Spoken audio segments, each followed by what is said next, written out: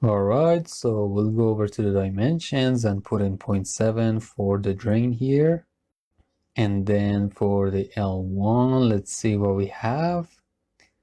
I'll put in 0.8 for now, and then I'll isolate it so we can see it. Now you see, because we've created these parameters ourselves, we know what they mean. And so for the next one, I'll put in 0.55. Alright, there we go. And then for the next one, we'll leave this B, and then the one after that, put in 0.65. And this one's actually right here. So this is the connector that we need to use for this part. So in the 3D view, I'll hit reset. Alright, let's see, there we go. And then for this part, that we have the expansion tank. This is fine for now, and we'll leave the connection point be here, but I'll select the fitting that we have in the middle and connect it to this part. Now the placing of the expansion tank needs to be moved because it's hitting the collector right now. So in the plan, I'll select it and move it towards the door. Alright, but I think we have some space on this side as well, but we'll need to assess the plan to see if there could be any collisions with the pipes and stuff.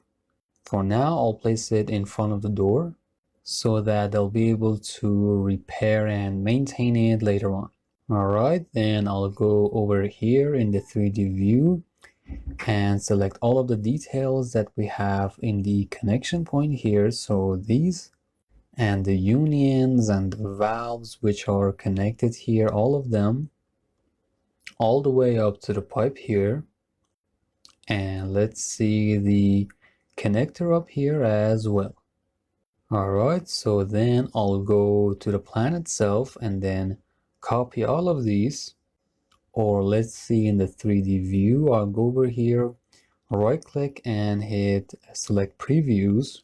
Now, in order to be sure that you've deselected these before you can move on, you can get a save here and name it, for example, selection 1, and cell here you can put it, so that if you make any mistakes, you can go over to the Manage tab, hit reload, and then select the selection 1.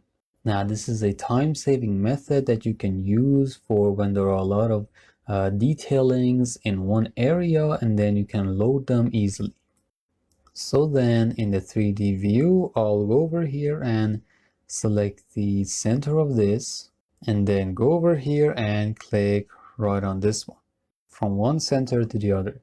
Now we need to assess the distance between these two, because we don't have enough space right now, and we can either move the pumps or we can change the collector.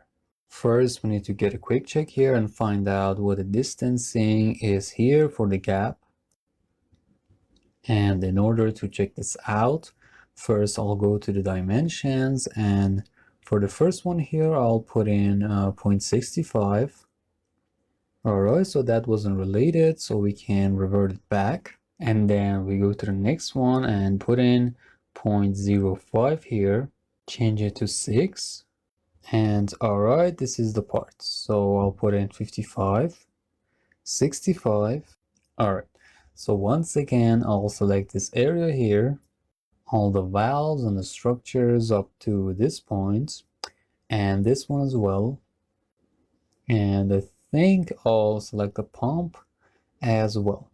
And then using the move tool from the center of this, I think we can get to move it over to the center of the other one. That'd be a lot better.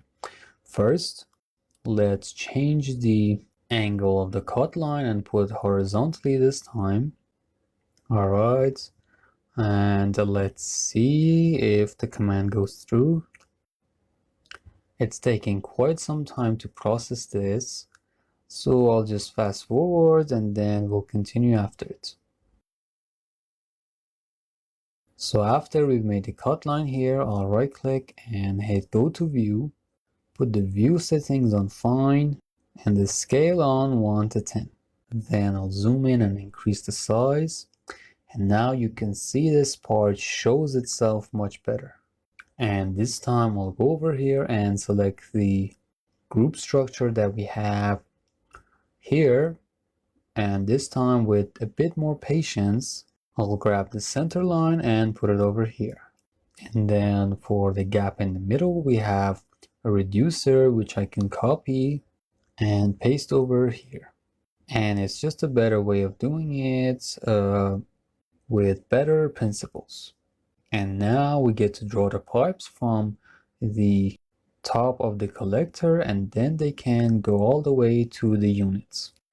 And if you go to the plan itself and take a look at the structure here, you can see how the pipes go through here and 3 go up to this part, and then 2 come down here.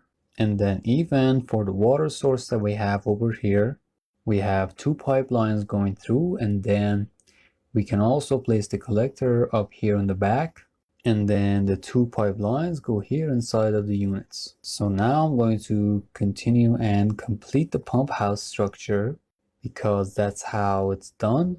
And the listeners who are mechanics themselves can go here and change the placings based on their own specialties and knowledge, and the ones who are not mechanics can work based on my own model and progress themselves. But overall, it's suggested that you definitely do this process so you can be familiar with it. And also the listeners who are not mechanics themselves should try to connect with a mechanic and try to get their consultation on the pump house structure and get as much info about the plan and the riser diagrams and the flow diagrams and the meaning of the lines and the structures in the plan. Get familiar with them, and those who are actually in performance already know the meanings of these. And our main goal is to use the beam modeling in performance so that we'll be able to implement it and it's not just a 3D basic theory. So I'll do this and try to do it on yourselves as well, and then we get to Navisworks and try to assess the models before and after